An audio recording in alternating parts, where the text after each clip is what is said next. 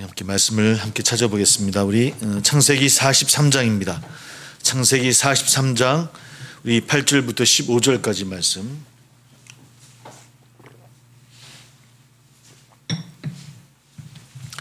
창세기 43장 8절부터 15절까지입니다.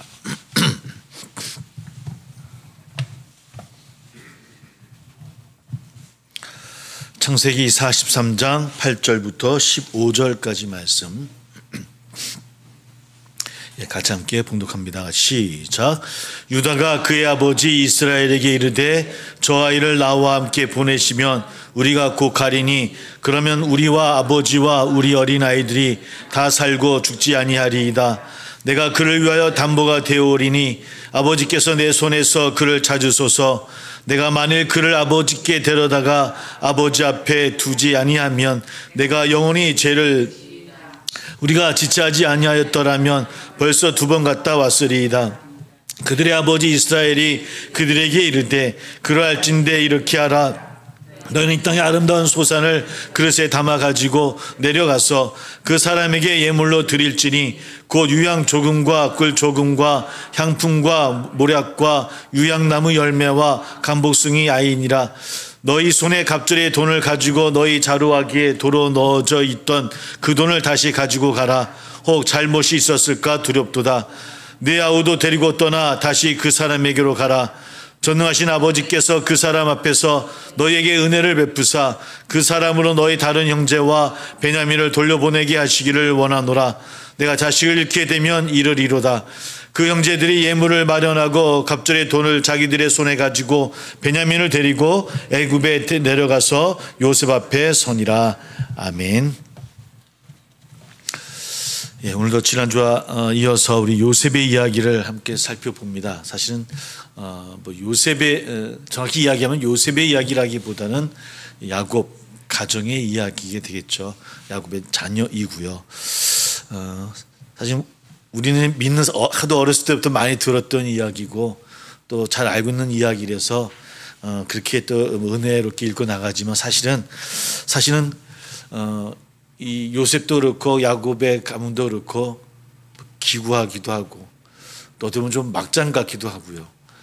사실 성경을 잘 모르는 분이 만약에 이 이야기를 처음 읽었다고 생각하면 이런 막장 같은 이런 집안이 있어. 형제들끼리 막 시기하고 속이고 아버지를 속이고 편애하는 가정들 이런 모습들이 사실은 있기는 합니다. 어떤 그런 이야기들이 우리 가운데 있었고 또 그것이 또 우리들의 모습이구나라는 그런 고백을 하게 되어지기도 하고요. 아버지의 편애 속에서 또 형제간에 시기했던 형제들이었고요. 또 아들들은 아버지를 속이고 또 아버지는 아들을 믿지 못하는 가정이 야곱의 가정입니다. 형제를 죽음에 던지고 형제들을 감옥에 가두기도 하고 형제를 또 인질로 잡아서 자신을 살기 위해 또 여러 가지 갈등하는 일들 이런 일들이 사실은 이 요셉의 이야기고 또 야곱 가문의 이야기이기도 합니다. 그런 이야기임에도 불구하고 사실은 이 막장 같은 이야기 속에 누가 개입합니까? 하나님께서 개입하셔서 이제 반전의 이야기를 우리가 들려주는 것이 우리가 읽고 있는 말씀이기도 하고요. 하나님 죽음의 구덩이 던져졌던 요셉을 또 이끌어 주셔서 함께 하셨고요. 또 함께 하신 요셉은 또 스스로도 성찰하게 되어지고 반성했을 것이고요.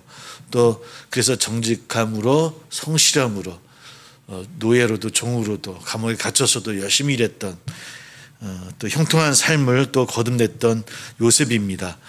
또 그 형통함이 한 나라의 총리가 되어지기도 하고 또 그의 가족들을 또 살리기도 하고 또 한 민족을 살리게 되어지는 계기가 되어집니다. 이런 이야기들이 우리가 함께 읽었던 내용이고 우리 지난주에 이어서 이제 애굽의 총리가 되어진 요셉입니다. 한 20년이 지나간 겁니다. 여러 가지 가뭄이 들어서 열 형제들이 이제 애굽으로 내려와서 식량을 구하러 오죠. 그럼에도 늘 이 말씀을 읽으면서 좀 묵상하면서 좀 질문이 되어진 게 있었던 것 같아요. 왜 요셉은 그 형제들을 시험했을까라는 거죠. 왜 시험했을까?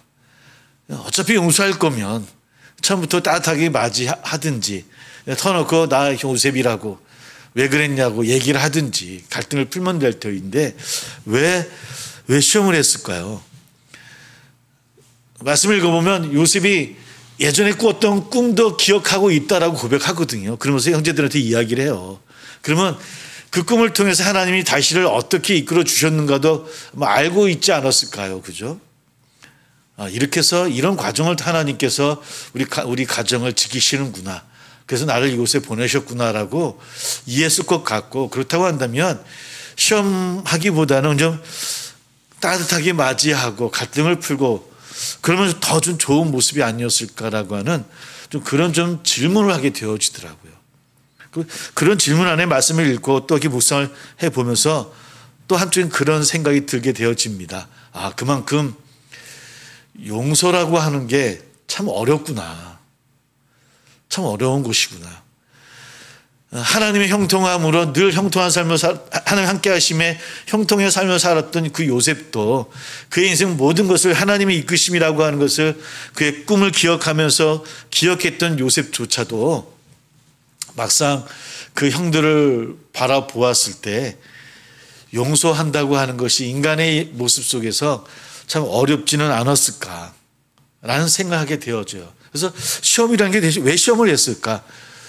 용서는 어떻게 하는 겁니까? 사실은 신뢰감이 있을 때 용서하는 거 아니겠습니까? 그죠? 물론 우리를 향한 하나님의 주님의 사랑은 그는 우리에 대한 우리가 신뢰도 없음에도 불구하고 사랑하신 용서하신 사랑이지만 사실 우리가 인간사 우리의 사랑은 우리의 모습은 신령이 바탕되어지지 아니하면 참 용서한다고 하는 것이 쉽지 않거든요. 여러 가지 이런 생각들을 사실은 이 요셉과 형제들의 20년 만에 만나는 이런 사건들을 보면서 용서한다는 것이 대체 뭘까? 어떨 때 용서할 수 있을까? 우리 믿는 자로서 하나님의 자녀로서 용서한다는 것이 대체 무엇일까? 이런 것들을 우리가 한번 생각해 보게 되어지고 또 왜 성경은 이런 이야기들을 고스란히 다 기록한 것일까? 좀 아까 우리 막장이라는 얘기까지 말씀을 드렸는데 좀 그런 모습 말고 좀 이쁜 것들만 성경에 쓰였으면 좋았을 텐데 그냥 있는 그대로 다 기록하는 것이 말씀이에요.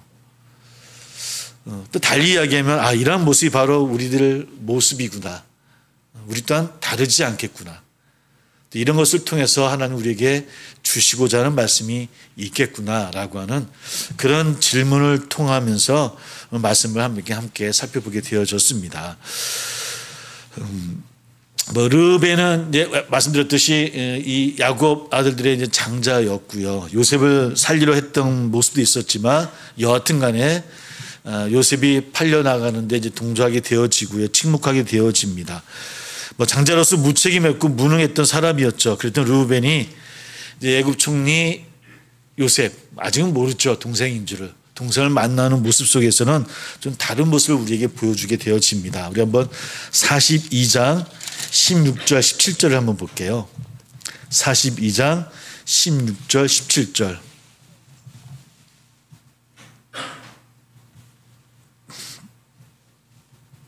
읽어보겠습니다. 시작. 너희 중 하나를 보내어 너희 아우를 데려오게 하고 너희는 갇혀 있으라. 내가 너희의 말을 시험하여 너희 중에 진실이 있는지 보리라. 바로의 생명으로 맹세하노니 그리하면 너희는 과연 정탐꾼이라 하고 그들을 다 함께 3일을 거두었더니 처음에 르벤의 모습은 좀 무책임했어요. 그러니까 요셉이 이야기를 왜 이 모습이 나오냐면 뭡니까? 가서 베냐민을 데려와라.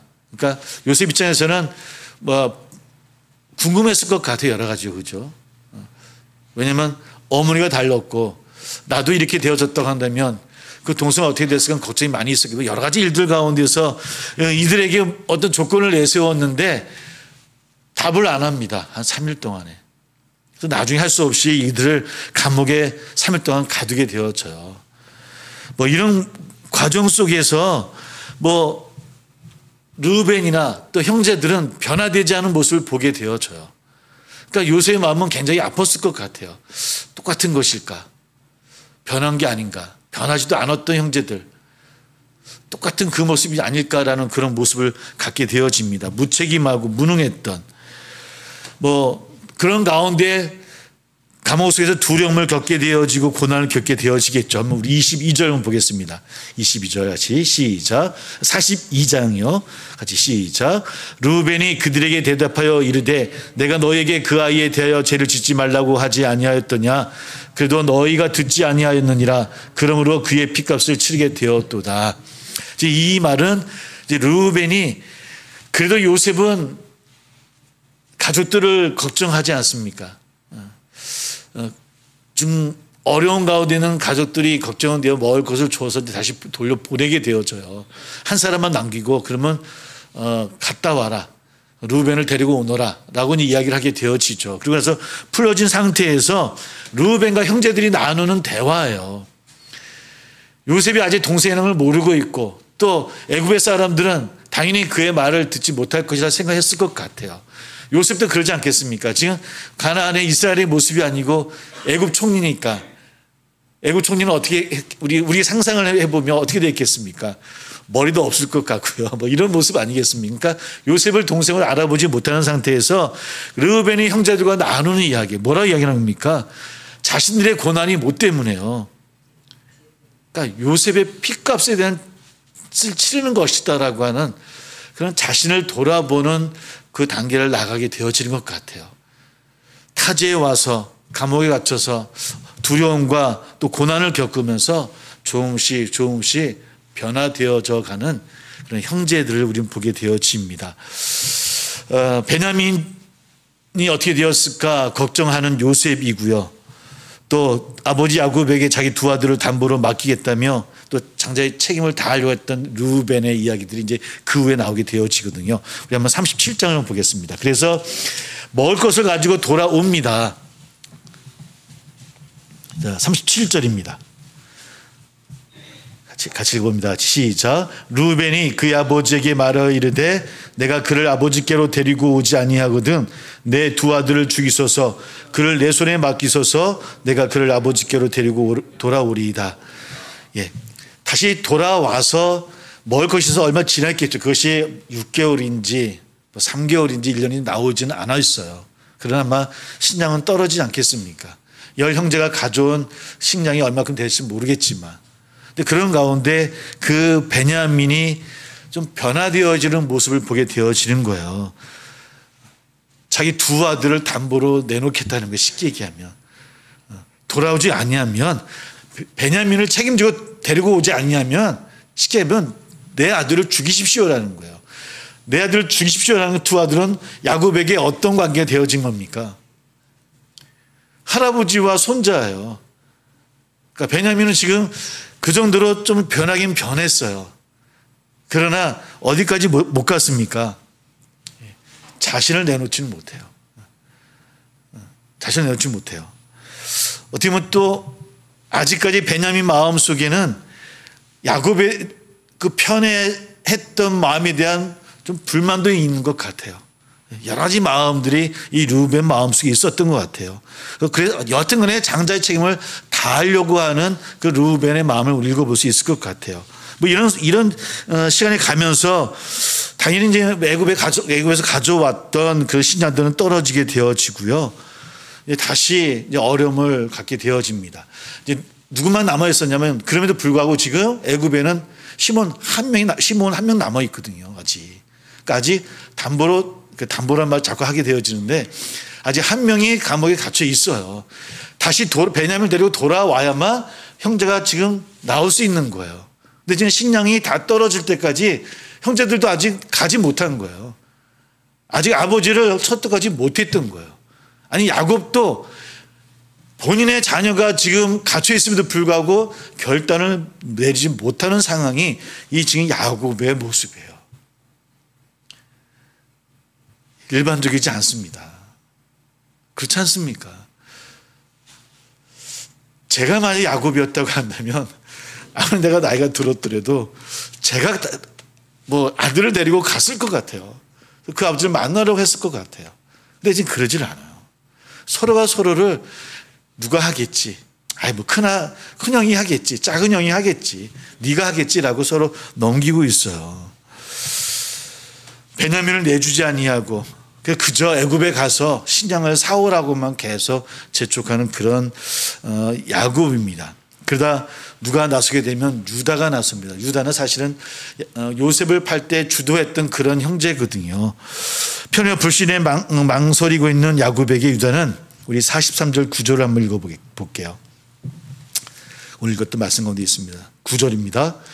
같이 시작. 내가 그를 위하여 담보가 되오리니 아버지께서 내 손에서 그를 찾으소서. 내가 만일 그를 아버지께 데려다가 아버지 앞에 두지 아니하면 내가 영원히 죄를 지리이다. 예. 야곱에게 유다는 자신이 담보가 되겠다라고 이야기를 합니다.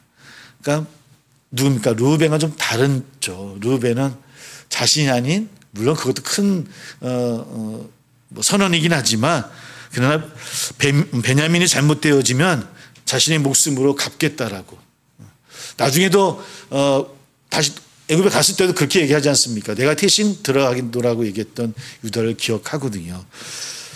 두 아들을 담보로 내겠다는 르우벤보다는 더 진정성이 있게 들려졌는지 모르겠습니다. 이렇게 조금씩 형제들이 그 모습이 조금씩 변하기 시작해요.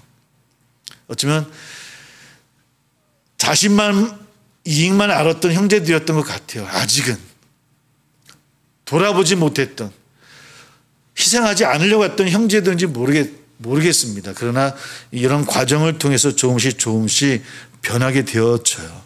자기 이익을 위해서 아버지와 가족을 떠나 가나안 사람들과 함께하고 가나안 여인과 결혼하고 이방 문화에 동화되어졌던 아주 대표적인 유다였지만, 그러나 그도 조금씩 또 변화되어지는 가정. 한 사람이 변화가 아니라 지금 야곱의 가정이 변화되는 모습들이 우리는 보게 되어집니다. 나중에 44장 33절 전후를 살펴보면 베냐민의 자루에서 은잔이 발견되어지는 사건이 일어나게 되어지잖아요. 그죠? 그때도 이제 죽음의 위기에 처하자 내가 대신 종이 되겠노라고, 나를 대신 가두라고, 내가 다시 잡히겠다라고 이야기했던 유다 이야기를 우리가 또 알고 있듯이 이렇게 변하게 되어집니다. 이런 과정을 통해서 다시 그 형제들을 보았던 요셉이 그 마음도 그때서 열려지게 되어지는 것 같아요. 처음에 질문했던 왜 형제들을 시험하려고 했을까? 그만큼 용서라고 하는 것이 참 어렵구나라고 하는 것. 용서라고 하는 것은 신뢰가 바탕이 되어질 때 이루어질 수 있는 것 아닌가라는 그런 질문을 해보았는데요. 바로 이런 과정 속에서 요셉도 마음의 문을 열게 되어지고, 그리고 형제들 앞에서 자신의 정체를 밝히며 오열하죠. 우리 한번 45장 5절 말씀 한번 읽어볼게요.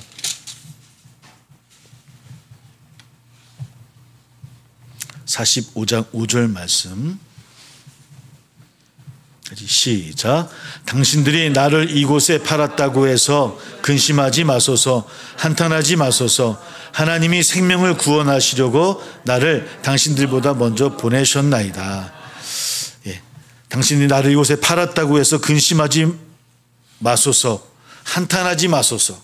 하나님의 생명이 구원하시려고 나를 당신들보다 먼저 보내셨나이다.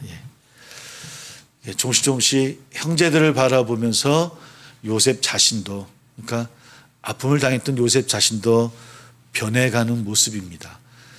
우리가 말씀을 읽어서 우리가 이렇게 그렇지 요셉이니까라고 우리가 보지만, 그러나 우리가 스스로가 우리가 요셉이고 우리가 르우벤이고 유다고 야곱이라고 한번 생각해 봅니다. 또 지금의 시대가 아니잖아요. 고대입니다.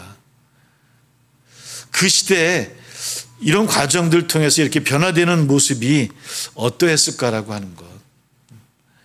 그 모든 과정을 요셉은 그 형제들 앞에서 한탄하지 말라고, 이 모든 과정은 하나님의 생명을 구원하시려고, 나를 구원하시려고 했던 것이고 우리의 가족을 구원하시려고 했던 것이다라고. 아직까지 이제 가족이면 다음 주에 이제 이스라엘 민족을 구원하는 하나님의 은혜를 살펴볼 텐데, 우리의 가정을 구원하시기 위한 하나님의 인도하심이다라는 고백을 하게 되었죠. 요셉은 하나님의 구원 계획을 이제 깨달아가게 되어지고요. 이때 깨달음이 나중에 여러 가지 과정들을 더 형통한 모습으로 끌고 나가는 그런 고백들이 되어지는 것 같습니다. 하나님의 함께 하심이 요셉의 삶이 형통하게 되어졌고요. 또 그 사랑 속에 성숙한 요셉이 또 형제들과 아버지 야곱을 좀 더 또 성숙하고 회복하게끔 하는 복의 근원이 되어질 수 있었고요. 오늘 유다가 담보라는 이야기를 했던 것처럼 서로가 서로에게 담보가 되어지는 구원의 역사를 깨달아가고 있는 것 같아요. 영화 가운데 담보라고 하는 제목을 가진 영화가 있어요. 성동일 씨하고 하지원 씨가 이제 주연으로 하는 영화입니다. 재밌습니다. 근데 거기에 이제 어떤 내용이냐면 한 여인이, 그러니까 한 엄마가 빚을 져서 사채업자들한테 돈을 갚아서 못 갚으니까 그 딸을 담보로 뺏어가는 내용이에요. 그러니까 굉장히 나쁜 이야기죠. 처음 출발은. 그러니까 나쁜 사채업자들인데 사채업자인 담보를 잡혀온 그 여자에게 이제 마음을 열면서 그 아이를 키우게 되는 그런 이야기입니다. 처음에 그 아이가요, 그 사채업자한테 물어봐요. 담보가 뭐예요, 아저씨하고. 담보가 뭐예요? 물어보니까 그 사채업자가 그렇게 이야기를 합니다. 담보는 다음에 보물이 되는 거야. 이렇게 해요. 그 영화에는 딱 맞는 이야기는 해요. 담보는 다음에 보물이 되어지는 거야. 현실에서는 말이 안 되는 이야기지만 그 대사가요, 오늘 우리가 함께 읽었던 이 야곱의 이야기, 이 요셉의 이야기에는 딱 맞는 것 같아요. 서로의 담보가 되어짐으로 인해서 이 야곱의 가정은 서로가 보물이 되어질 수 있었던 것 같아요. 그렇게 이어져 갑니다. 담보가, 내가 담보가 되어지는 것. 그리스도인의 삶이 어떤 삶일까? 오늘 요셉의 이야기를 통해서 좀 묵상해 볼 수 있는 내용은, 내가 담보가 되는 삶이 아닐까라는 거예요. 내가 담보가 됨으로 누군가가 회복되어지고, 누군가가 기쁨을 갖게 되어지고, 누군가가 하나님의 그 구원에 이르게 되어지는 것. 요즘 의료 그 대란 때문에 전공의들이 막 사직을 내고 지금 싸우고 있죠. 서로의 이해는 있을 것 같습니다. 서로의 주장을 다 이해가 되지만 우리에게 딱 와닿지 않는 이유가 대체 뭘까요? 해결되지는 이유는 뭘까요? 아쉬운 게 하나 있다고 한다면 그 담보가 누굽니까? 누가 되어진 거예요, 결국은? 국민이 되어졌어요. 그게 정부든 의사든 전공이든 담보는 누가 되어진 거예요? 우리가 되어졌어요. 정부 스스로도, 의사들 스스로도 담보가 안 됐어요. 그러니까 우리에게 와닿지가 않는 거예요. 어떤 사람을 손을 들어주지 못하겠어요. 그렇게 해서는 어떤 문제를 해결할 어떤 길이 안 보여요, 제가 보기엔. 이렇게 주장하다가 누군가 또 서로 싸우게 되어지겠죠. 근데 그리스도의 삶은 그렇지는 않다는 거예요. 그리스도의 삶이라는 게 뭐냐. 하나님 이 땅에 왜 오셨습니까? 사실은 우리가 어떤 담보로 구원을, 자꾸 담보란 말 죄송합니다. 비유를 내는 것 한다면 예수님이 우리의 담보가 되신 거예요. 예수님이 담보가 되어주셔서 누가 산 겁니까? 우리가 산 거예요. 우리도 그러라는 거예요. 그리스도의 삶이라고 하는 건 우리가 담보된 삶을 살으라는 거예요. 근데 그 삶은 손해를 봐요. 헌신을 해야 되고, 사실 어떨 때는 웃을 때보다 더 힘들고, 어떨 때는 막 화가 나기도 하고 답답하기도 하고요. 이게 그리스도인의 삶이에요.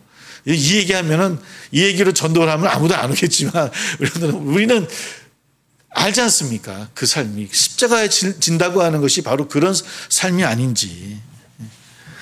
나만을 위한 삶을 살아가는 것이 그리스도의 삶이 아니라, 우리가 오늘 유다도 요셉도 르우벤도 또 그의 가정들이 또 그렇게 서로가 문을 열어가는 과정을 통해서 우리가 깨달음 준 것처럼, 우리가 세상을 향해서 세상 사람들의 담보가 되어질 수 있는 삶을 누릴 수 있다고 한다면, 우리가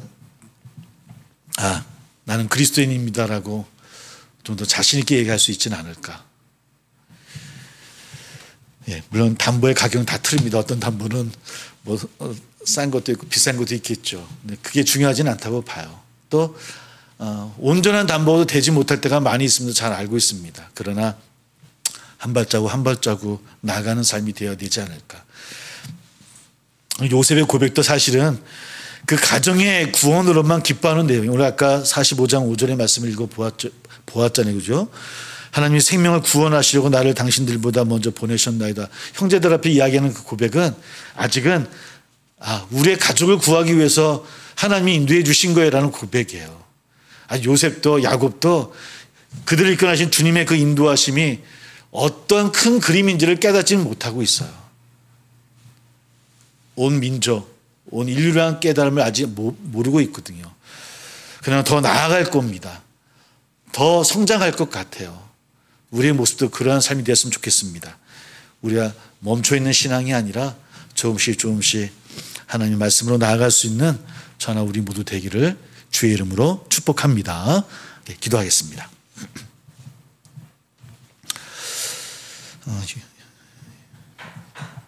요셉과 그 가정에 함께한 하나님의 사랑은 또 예수님을 담보로 내어주신 또 십자가의 사랑으로 우리에게 전달되어졌고요. 또 완성되어졌음을 믿습니다. 그 사랑의 은혜를 입은 우리 또한 세상 가운데서 또 우리가 담보가 되어져서 세상 사람들에게 보물이 되어지는 놀라운 일들이 구할 수 있는 우리 되기를, 그러한 우리 세상의 성도들 되기를 소망합니다. 그러기를 소망한다고 함께 기도하고, 또 여러 제목이 있는 줄 압니다. 아프신 분들, 또 개인의 기도 제목들 함께 기도하는 시간 됐으면 좋겠습니다. 우리 주여 입술로 함께 고백하며 함께 기도합니다.